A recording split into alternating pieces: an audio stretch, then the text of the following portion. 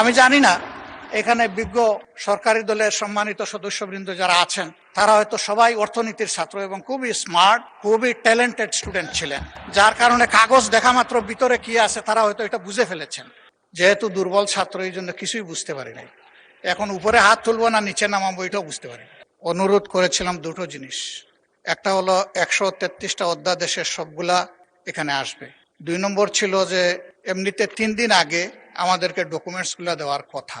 সমস্যা, বাস্তবতা সবগুলা কনসিডার করে বলা হয়েছিল মিনিমাম 1 দিন আগে দেওয়া হবে, এনশিওর করা হবে। তা আমি তো অর্থনীতির ছাত্র না, যার কারণে এতগুলা ডকুমেন্টস এইখানে টেবিলে আসার পরে আমাদেরকে দেওয়া হয়।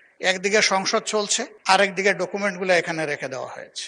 যেহেতু দুর্বল ছাত্র, এই জন্য কিছুই বুঝতে পারি নাই। এখন উপরে হাত তুলবো না নিচে নামাবো এটাও বুঝতে পারি। এখন যদি সংসদ সদস্য হিসাবে কিছু না বুঝেই হা বলি, এইটা হবে অপরাধ। যদি না বুঝে নাও বলি, এইটাও হবে অপরাধ। এই জন্য আমরা চুপ থেকেছি মাননীয় স্পিকার। আমাদের অবস্থান এখন তাই। আমি জানি না এখানে বিজ্ঞ সরকারি দলের সম্মানিত সদস্যবৃন্দ যারা আছেন তারা হয়তো সবাই অর্থনীতির ছাত্র এবং খুবই স্মার্ট, খুবই ট্যালেন্টেড স্টুডেন্ট ছিলেন, যার কারণে কাগজ দেখা মাত্র ভিতরে কি আছে তারা হয়তো এটা বুঝে ফেলেছেন।